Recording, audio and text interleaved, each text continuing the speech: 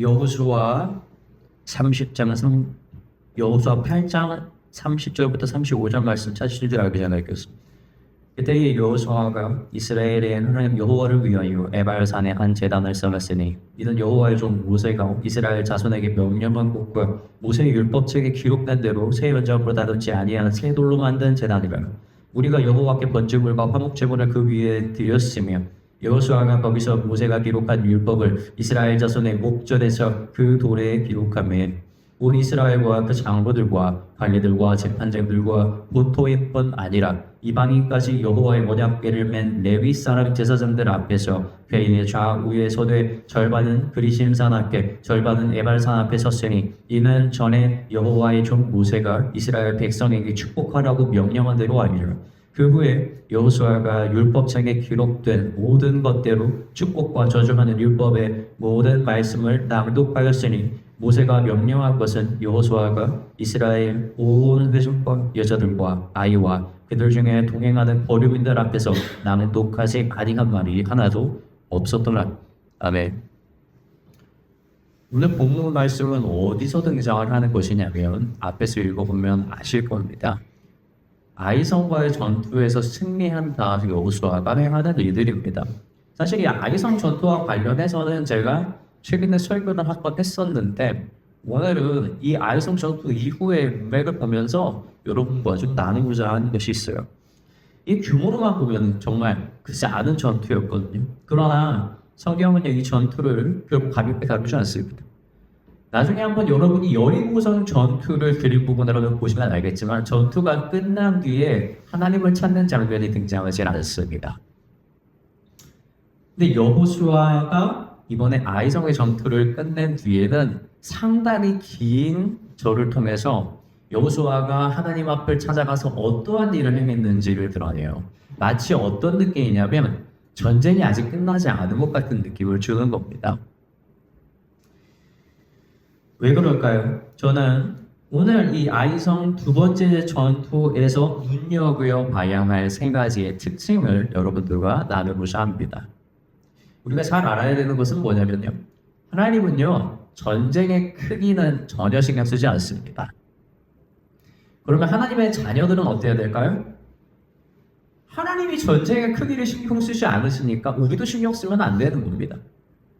어차피 하나님께서 승리하게 될 전쟁에서는요, 승리를 하게 되어 있는 거잖아요. 그러면 이 전쟁의 승리, 전쟁의 크기, 그렇게 의미 있지는 않죠. 그렇다면 우리가 이 아이성의 전투에서 두 번째 전투였죠. 첫 번째 전투에서는 실패했잖아요. 그렇죠? 우리가 눈여겨봐야 될 것은 무엇입니까? 바로 이 전쟁을 하고 난 이후의 태도를 보면 알 수가 있죠. 다시 말하면 중심이 하나님에게서 틀어지지 않은 것, 이것 하나가 상당히 중요한 거죠. 출애굽기에서도요, 그 긴 역사를 다 쓰는 데 있잖아요. 그 정말 짧은 40일의 기간, 모세가 시내산에 올라가서 하나님께 계명을 받는 그게요, 엄청 긴 성경을 차지하고 있습니다. 여러분 왜 그럴까요? 왜 그렇게 지루한 말이 그 40일 동안의 여정이 그렇게 길게 되어 있어요? 이것이에요. 하나님의 말씀을 기억하고 순종을 하고 그것을 받아들인다라고 하는 건요, 여러분 그 어느 사건보다 더 위대한 거예요. 그래서 여러분 구약을 볼 때에 말씀이 지루해 보이더라도요, 하나님이 그들에게 순종하고 말씀대로 행하는 이렇게 하나의 단계가 다 묘사되어 있는 이 구절은요, 여러분 하나님이 얘기하고 있는 겁니다. 우리에게 삶의 성공과 실패에 상관없이 무엇을 하라는 겁니까? 나를 경외하라는 겁니다. 이것이 본질인 것이죠. 여리고성 전투는 이길 수 없는 전투였습니다. 엄청 그리고 거대한 전투였어요. 그런데 이스라엘이 이러한 전투에서 승리를 거둡니다. 그런데 이 승리를 거두고 나서 이스라엘이 하나님을 찾지 않았어요. 그래서 그들은 그들 가운데 죄가 있는 것을 알지 못했습니다. 그래서 아이성과의 첫 번째 전투에서는 가볍게 여기고 그들이 하나님께 기도도 하지 않고 전투를 걸었고 그래서 아주 크게 패배를 하게 되었죠. 그러나 이 두 번째 전투에서는요, 전혀 다른 모습을 보여줍니다. 이 전쟁의 처음의 계획부터 마지막까지 그리고 전쟁이 끝난 이후에도 여호수아와 그 이스라엘은요, 하나님께서 명령한 것 중에 하나도 어기지 않았을 뿐만 아니라 전쟁이 끝나고 뭘 합니까? 혹시라도 여호수아가 걱정돼서 얘들아 우리가 어떻게 망했는지를 기억하자라는 것이죠. 그래서 사람들 앞 다 모아놔서 계명을 다시 쓰고 그 앞에서 그 모든 율법을 다 가르치는 겁니다. 축복과 저주의 말을 하나도 가리지 않고 하나님의 말씀을 있는 그대로 다 전달을 한 거예요. 이 두 번째 전쟁의 승리의 의미는 바로 이곳에 있다는 것이죠. 저는 이제 학원을 하니까 종종 이제 학생들이 화장실이 정말 급하날 때 가끔 찾아와서 저한테 휴지 좀 달라고 얘기를 하는 학생들이 있습니다. 이런 학생들한테는요 휴지를 빨리 줘야 됩니다. 표정을 보면 알 수 있죠. 혹여라도 학원에 그 휴지가 없어도 제가 밖에서 구해 와서라도 줘야 돼요. 이런 학생들이 휴지를 딱 받으면요 안도의 표정을 지으면서 급히 화장실로 갑니다. 그런데 이런 학생들이요 그렇게 간절하게 휴지를 찾고 왔는데요 상당히 많은 학생들이요 휴지를 화장실에 두고 있어. 왜 그렇습니까? 자기가 예전에는 휴지가 너무 간절하게 필요했는데 이제 일을 치르고 나니까 어때요? 휴지가 눈에 안 들어오죠. 더 이상 자기한테 필요한 건 아니니까. 쓰임을 다했으니까 마음에서 지워버리는 겁니다. 여러분 그런데 그리스도인들 있잖아요. 하나님을 이렇게 휴지 취급할 때가 있어요. 하나님을 내가 원하는 수단으로 간절하게 뭔가 바라는 거예요. 그러면 하나님을 막 찾습니다. 가지고 하나님을 데리고 그 자리로 갈. 하나님을 그렇게 성취시켜주잖아요. 어떻게 돼요? 하나님 그 자리에 버리고 오는 거예요. 다시 나올 때는 그 자리에 하나님이 없는 거죠. 여러분 이스라엘이 여리고성에서 진 게 그런 것 아니겠습니까? 이들이 겉으로 보잖아요. 이 전쟁에 너무 대단한 거예요. 우리가 볼 때는 여리고성 전투 너무 놀랍잖아요. 하나님이 다 이루셨잖아요. 그런데 사실은 그 전쟁 가운데에서 지금 이스라엘 백성들 마음 가운데는 영성이 없는 거예요. 겉으로 보기에는 위대한 전쟁이고 역사에 남을 전쟁이라고 우리가 찬양할지 모르겠지만 그들의 영성은 하나도 보잘것이 없는 상태가 된 겁니다. 그래서 아이성에서 진 건 아니겠어요? 그러나 여러분 이 두 번째 전쟁은 뭐가 다릅니까? 첫 번째 출발점은 똑같았죠. 둘 다 하나님께 구한 거예요. 그런데 결승점이 다른 거예요. 마지막에 딱 들어왔을 때 여리고성 전투에서는 얘네들이 자기들끼리 들어왔어요. 하나님이 없어. 근데 이 아이성과의 두 번째 전투에서는 어떡합니까? 여호수아가 하나님을 붙들고 결승전에 들어온 거예요. 그리고 하나님을 찾는 것이에요. 그리고 하나님을 다시 선포하는 거예요. 이게 너무 중요한 거예요. 여러분 역사적으로는 여리고성 전투가 훨씬 더 기억을 남는 전투일 것입니다. 근데 여러분 하나님의 입장에서 뭐가 가장 중요한 전투겠습니까? 바로 이 작은 아이성의 전투예요. 거기서 그들의 마음을 고치고 하나님을 끝까지 찾는 데 실패하지 않았던 이 전투가 여러분 오늘 성경에 그래서 더 오랫동안 더 길게 기록되어 있다는 것이죠. 이 전투의 첫 번째 특징이 바로 여기에 있는 것입니다. 무엇이에요? 이 승리 이후에 그 태도가 여전히 하나님 중심에서 조금도 벗어나지 않았다는 것이죠. 우리는 이것을 기억해야 합니다. 아이성 전투에서 우리가 발견한 두 번째 특징은 아이러니하겠지만 이 첫 번째 실패가 얼마나 중요한 교훈이 되는지를 깨닫게 해주는 수단이 된다는 겁니다. 다시 말하면 이 아이성의 두 번째 전투라고 하는 건 이 두 번째 자체 의미가 있다는 거예요. 뭐예요? 첫 번째 실패를 했기 때문에 두 번째에서 성공을 할 수 있었다는 것이죠. 왜 첫 번째에서 실패했습니까? 알고 있죠. 아니 생각해요. 여리고성 너무 큰데? 이 전쟁에서 자기들이 성공을 했어요. 전 주변 국가들이 다 벌벌 떨 것 아닙니까? 근데 이 성공의 경험이 이 아이성에는 그대로 작용한 거예요. 우리가 이 가벼운 성을 우리가 점령 못할 소리라는 생각이 든 거죠. 그러니 서둘러서 몇천 명? 딱 2,3천 명 데리고 그냥 올라가는 거예요. 그게 실패의 패착의 요인인 것이죠. 무엇에 의지했습니까? 자신들이 성공한 경험에 의지한 거예요. 자기도 모르게. 근데 되게 재밌는 게 있죠. 아이성도 똑같은 실수 저질러요. 아이성의 왕이요. 첫 번째 전투에서 이기잖아요. 너무 쉽게 이기거든요. 이스라엘이 그냥 어떤 겉에 못 붙이고 그냥 막 죽으면서 그냥 막 도망치는 거예요. 그래서 이 아이성 왕이 성공에 노치가 됐어요. 다시 두 번째 전쟁을 벌입니다. 그때 아이성 왕이 어떻게 생각했는 줄 아십니까? 쟤네 또 오네? 똑같이 오네? 근데 또 전쟁을 했어요. 근데 또 이스라엘이 도망가. 여러분, 이거 전략이었어요. 두 번째 전투에서의 전략이에요. 하나님께서 그 성읍 뒤에 매복을 시킵니다. 백성들을. 그럼 이스라엘 백성은 뒤에 매복하고 있고 앞에 선 사람들은 소수인 거예요. 그럼 앞선 사람들이 도망치는 척을 해서 하면 얘네들이 쫓아왔을 때 뒤에서 이 성을 치는 것이 전략이었어요. 근데 여러분, 성은 원래 비우면 안 돼요. 전쟁할 때 함부로. 근데 이 아이성의 왕이 성을 비우네요. 왜 그랬을까요? 이번에도 이길 수 있다고 확신한 거예요. 이 아이성의 왕조차도 첫 번째 전투에서 자기들이 성공을 했기 때문에 이 두 번째에서도 이길 수 있다는 그 확신 가운데 성읍을 완전히 비우고 모든 군사를 다 뺀 겁니다. 물론 이 일 가운데에서 저는 하나님께서 그 왕의 눈을 가렸다고 생각을 해요. 그럼에도 불구하고 하나님은 정확하게 그 운을 주는 것이죠. 이 두 가지 전투 누굽니까? 이스라엘뿐만 아니라 아이성의 왕 역시 무엇을 의지해서 망했습니까? 경험을 의지할 때는 무너질 수밖에 없다는 그것을 명확하게 보여주고 있다는 사실이죠. 사랑하는 성도 여러분, 우리가 잘 아셔야 되는 게 있습니다. 하나님이 우리에게 전투를 두 번 시키려고 생각할 때가 있어요. 그러면 첫 번째 전투는 반드시 뭐 하게 되는 거죠? 실패하고 패배해야 되는 거예요. 여호수아 정말 충격받거든요. 이스라엘이랑 어떤 느낌이에요? 옷을 찢으면서 하나님이 우리를 유기한 것 같은 느낌이 드는 겁니다. 그 정도의 가슴 아픔과 영적인 상실감이 느껴지는 실패가 여러분 하나님의 섭리 가운데 우리의 삶에 올 수가 있다는 걸 기억하십시오. 그런데 여러분 그건 끝이 아니에요. 무엇이냐면 여러분이 가지고 있는 경험적인 것들을 하나님께서 완전히 끊어내기 위해서 여러분에게 준 실패라는 겁니다. 우리는 어쩔 수 없어요. 삶을 살면 우리가 과거에 성공했던 그 경험을 가지고 그 다음 거를 시도합니다. 근데 하나님 이걸 싫어해요.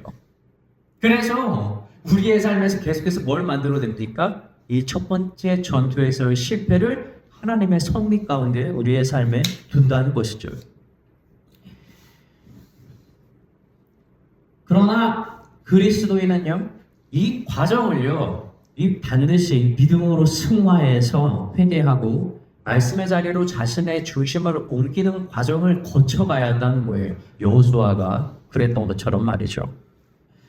아이성은 여호수아와 이스라엘을 무너뜨리려고 하나님이 세워둔 성읍이 아닙니다. 절대로. 비록 첫 번째에서는 허무하게 패배하고 우리가 아이성에 비해 보잘것없이 보일지 모르겠지만 본질은 그게 아니라고요. 결국 아이성은 왜 있는 겁니까? 하나님께서 자신의 일을 행하게 하기 위해서 이스라엘 통해서 그것을 무너뜨리게 하려고 세워놓은 성읍이라는 사실입니다. 이러한 영적인 원리를 발견하기 위해 여러분 우리가 실패하고 우리가 어려움을 겪는다면 여러분 그때는요 여러분 우리가 그것을 좌절감을 느끼는 시기가 아니라 뭐 해야 되는 시기입니까? 내 자신을 하나님 앞에 더 내려놓고 회개하는 시기가 돼야 됩니다. 혹시 내 안에 아가네즈처럼 세상을 사랑하거나 내 경험을 의지해서 하고자 하는 내 생각이 있지 않았는지 내려놓고 회개하는 시간이에요. 그렇게 할 때에 하나님은 더 놀라운 일로서 우리에게 두 번째 전투를 통해서 이 넘을 수 없어 보이는 산을 넘어가게 해준다는 사실을 기억하시기 바랍니다. 시편의 기자가 그러지 않습니까? 아니 눈을 들어서 보니까 내 산이 있어요. 이 고난의 산이 나를 죽일 것 같아요. 그러나 믿음의 눈을 들어서 앞을 보니 이 천지를 지으신 하나님이 보이는 겁니다. 이 산이 누가 지은 거예요? 하나님이 지었다라는 걸 시편 기자가 아는 거예요. 그러므로 내게 오는 그 고난이라고 하는 것은 나를 죽이는 것이 아니라 뭐 하는 거예요? 하나님께서 이것을 내 앞에서 무너뜨리기 위해 세운 것이다 라고 하는 것을 이 시편 기자가 고백하는 것이죠. 이러한 축복이 우리의 삶에 주님의 이름으로 축원합니다. 이 아이성 두 번째 전투에서 발견하는 이 마지막 세 번째 특징 잘 알아야 되는 것이죠. 무엇입니까? 하나님은 반드시 놀라운 기적을 행해서만 일을 행하시진 않는다는 사실입니다. 여리고성 전투 보십시오. 이거 누가 봐도 기적이지 않습니까? 아니 전투하는 바르시고 그렇잖아요. 이런 역사가 어디 있어요? 전투 누가 이렇게 합니까? 그런데 그렇게 몇 바퀴 돌고 소리를 치니까 성이 무너지는 거예요. 이거 누가 봐도 하나님이 하신 거잖아요. 물론 그 안에 이스라엘 백성들의 순종도 있었고, 그리고 그 성이 무너지고 나서 모두가 죽은 것도 아닙니다. 이스라엘 백성들이 들어가서 백성들을 돌입하는 것도 있죠. 왜 그들의 일이 없었겠어요? 그럼에도 불구하고 우리는 이 일에 대해서 너무나 적극적인 하나님의 개입이 있었다는 걸 우리는 눈으로 보는 것이죠. 아니 그러면 이럴 수 있잖아요. 아이성 전투도 하나님 그렇게 하실 수 있지 않으십니까? 근데 아이성 전투에서 어떻게 하십니까? 직접 전쟁을 벌이게 합니다. 뭘 통해서? 전략을 통해서. 아니 근데 하나님이 전략을 주시는데 전략도 어떤 전략이에요? 이거 기만 전략이에요. 이 상대방 속이는 거 아닙니까? 야 이거 하는 척을 해가지고 쟤네들을 빼내고 쟤네들이 예측하지 못하는 상태에서 뒤통수를 치는 전략이에요. 이 기가 막힌 전략을 누가 짠 겁니까? 이 하나님이 짠 겁니다. 그러므로 우리는 이 같은 하나님이지만 전혀 다른 방식으로 일하시는 이러한 하나님을 보며 우리는 하나님이 일하시는 두 가지 방식을 보게 되는 겁니다. 첫 번째 방식은 아까도 말씀드렸지만 여리고성을 무너뜨리는 것처럼 정말로 기적적인 방식으로 일하는 것입니다. 왜 이러한 기적을 쓰실까요, 하나님께서? 아니 못 싸우니까 그런 거예요. 여리고성은 여러분 전쟁을 할 수 있는 성이 아니에요. 인간이 들어갈 수 있는 성이 아닙니다. 성벽 두께만 해도 팔로도 다 이렇게 못 가는데요. 엄청 커요. 그러니까 하는 거죠. 근데 이렇게 이길 수 없는 성읍으로 하나님이 뭐 하는 겁니까? 보낸 거잖아요. 이스라엘 백성들이 가라고 시킨 거잖아요. 그럼 누가 해야 되겠어요? 하나님이 하셔야죠. 어떻게 하겠어요? 여러분 이런 일에는 기적이 일어납니다. 여러분 잘 기억하셔야 돼요. 기적이 일어나는 자리는 그래서 어떤 자리라고요? 내 힘으로는 감당할 수 없어요. 그런데 하나님이 내가 보낸 거예요. 그럼 그 자리에 갔을 때는 하나님이 그 일을 기적으로 해가신다는 것이죠. 우병이어 사건이 그런 사건이죠. 수많은 사람들이 예수님 설교를 듣기 위해 그 자리에 다 모였습니다. 그런데 시간이 지나면서 제자들이 알게 되었어요. 이 자리에 모인 사람들이 지금 이제 밥 먹을 때가 되었는데 먹을 것이 없는 거예요. 그래서 제자들이 예수님께 구하지 않습니까? 음식을 어떻게 구해야 하냐라고 얘기를 하는 것이죠. 예수님이 근데 제자들에게 뭐라고 말씀하셨는지 여러분 아십니까? 너희가 먹을 것을 주라 이렇게 말씀하셨어요. 먹을 게 있어요, 제자들이? 없어요. 제자들이 생각해 봅니다. 우린 지금 먹을 게 없으니까 자 그러면 이제 나가서 먹을 것을 사올까 하는데 이것도 상황적으로 불가능한 상황인 것을 알게 돼요. 그 자리에 모인 수천 명을 먹인다라는 건 불가능한 거예요. 근데 여러분 생각해 볼까요? 불가능한데 예수님은 뭐라고 하셨어요? 먹이라고 했잖아요. 뭐가 필요합니까? 순종과 하나님께서 이루시는 기적이 그 자리에서 일어나야 되는 겁니다. 그 자리에서 음식을 가지고 있는 한 아이를 세웁니다. 그때 물고기 2마리와 떡 5개를 가지고 옵니다. 예수님께서 하늘을 향해 축사하시고 그들에게 나눠주기 시작을 하죠. 그들이 모두 다 배부르게 먹었어요. 그리고 그것을 남겨서 수많은 광주리에 가득 넘치게 채웠죠. 여러분 말 안 되는 일이에요. 근데 여러분 기적의 현장이 일어난 것은 딱 정확하게 보면 알 수 있죠. 무엇입니까? 먹을 것이 없는데 먹이라고 이야기를 하니까 그 자리가 기적의 자리가 되는 거예요.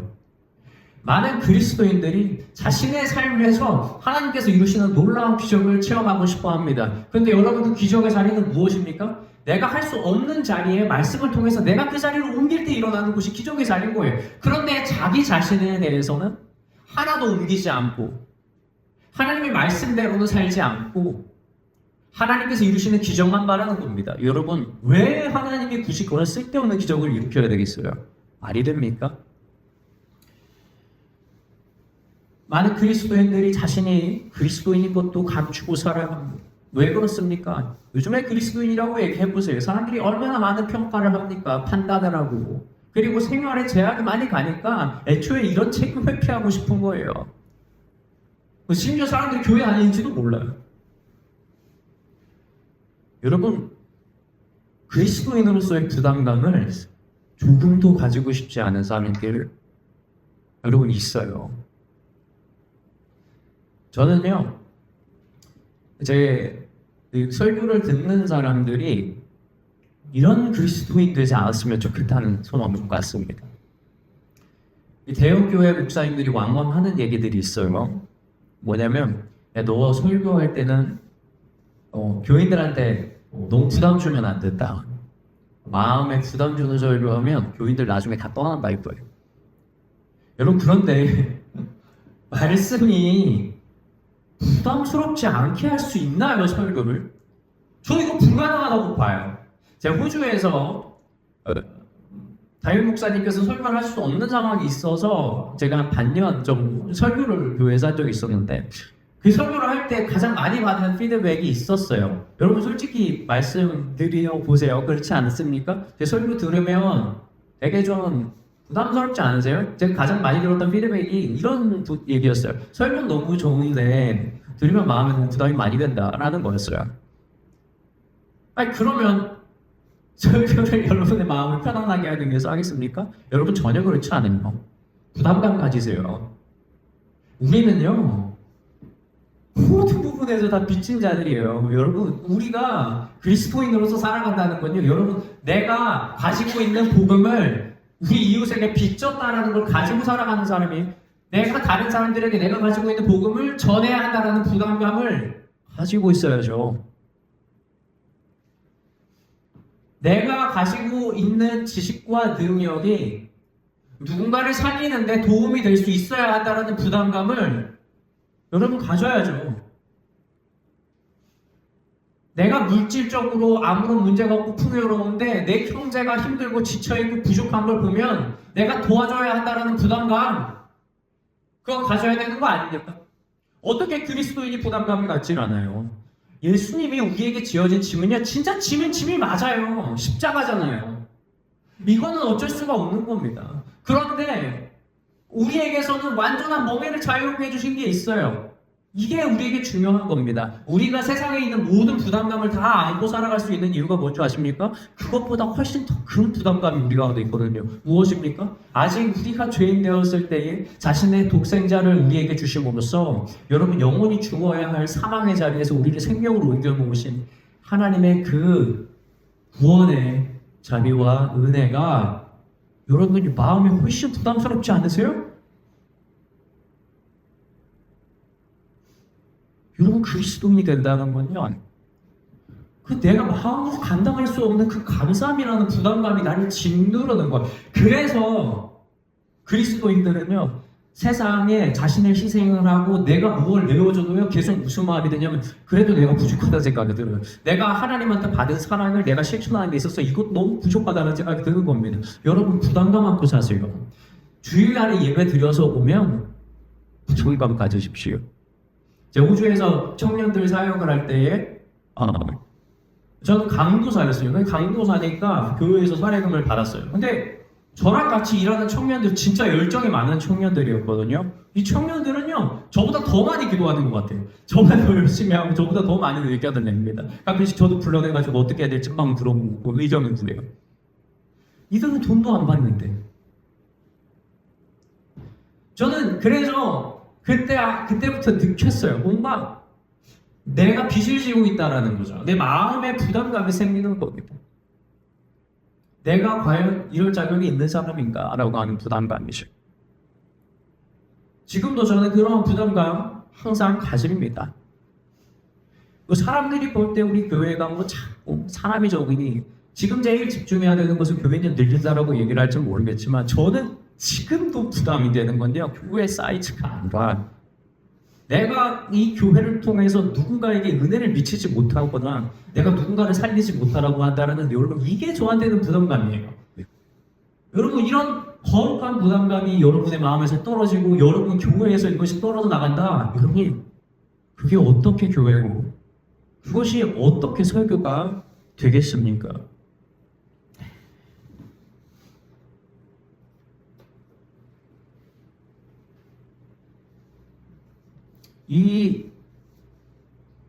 우리가 너무 작고 힘이 없어서 아무것도 할 수 없다고 생각하실 수 있어요. 그런데 이 아무것도 안 들고 있기 때문에 하나님이 우리에게 말씀하시는 거예요. 너희가 먹을 것을 주라. 불가능하죠. 그런데 행해야 합니다.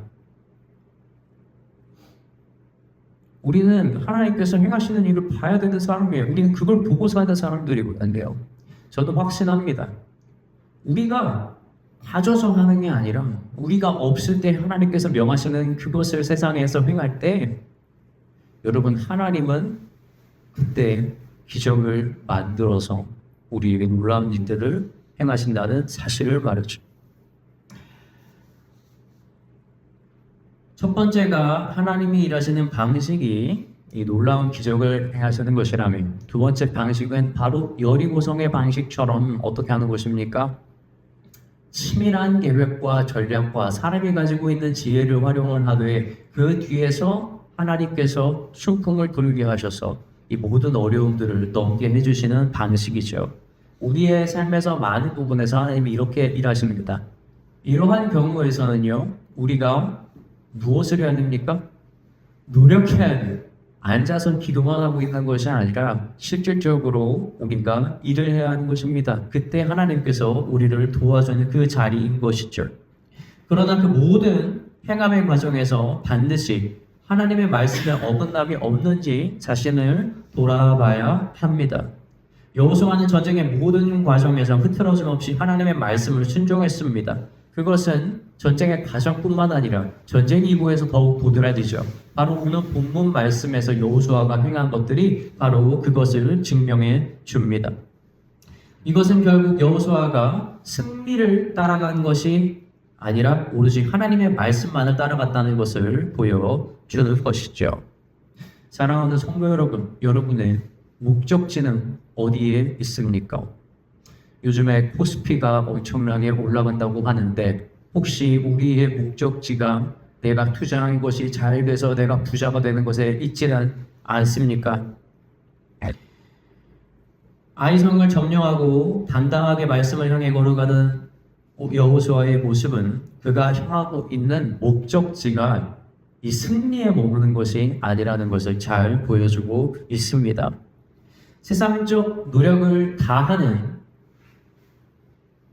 그 세상 사람들과 그리스도인들의 모습은 되게 비슷하죠. 열심히 사는 것처럼 보이죠. 그런데 이 보이지 않는 영적 전투에서 그리스도인들은 이 모든 과정 가운데에서 말씀에서 넘어지지 않기 위해 복음부터 하는 영적 싸움을 거칩니다. 바로 여리고성의 전투와 이 아이성 두 번째 전투에서의 차이점이 거기에 있는 것이죠. 이 보이지 않는 이 작은 전투에서 성공을 할 때 하나님은 그 전투를 아이성 전투보다 더 즐거워하시고 기뻐하신다는 것입니다. 오늘 이 아이성의 전투 이후의 과정이 상세하게 성경에 기록된 것처럼 하나님은요, 이 작은 곳에서의 순종을 굉장히 중요하게 본다는 사실을 기억하시기 바랍니다.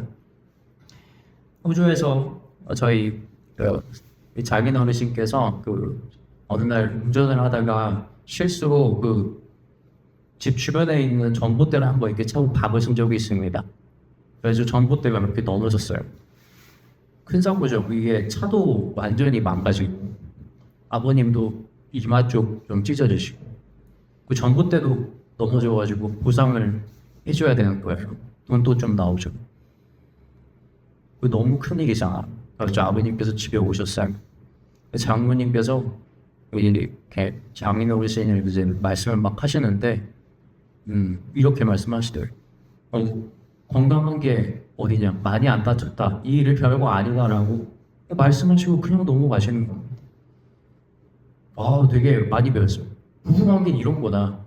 이렇게 큰 일이 닥쳐도 관계를 통해서 이렇게 그냥 아무렇지 않게 넘어갈 수 있다라는 거예요.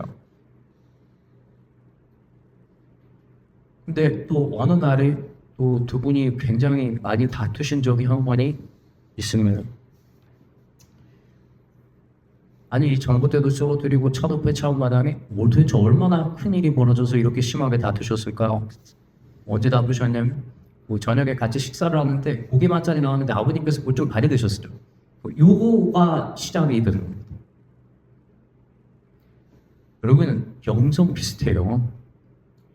여리고성 전투에서 하나님 누가 앉아봐요?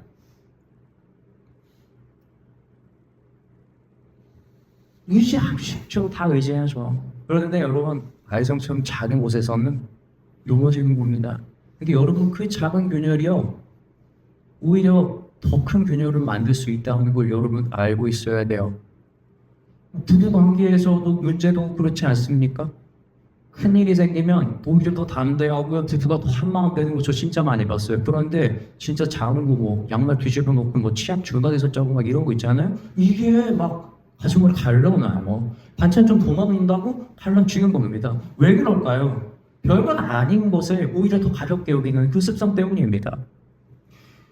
사랑하는 성도 여러분, 우리가 이 작다고 여기는 곳에서 순종해야 합니다. 이 아이성 두 번째 전투를 통해서 오늘 저희는 세 가지 교훈을 배웠습니다. 그 가운데에서 우리의 마음 가운데 도전을 주는 것들이 있기를 바라고, 또 이러한 작은 순종을 통해서 하나님께 오히려 더 큰 칭찬을 받는 저와 여러분이 되길 주님의 이름으로 축원합니다. 기도하겠습니다.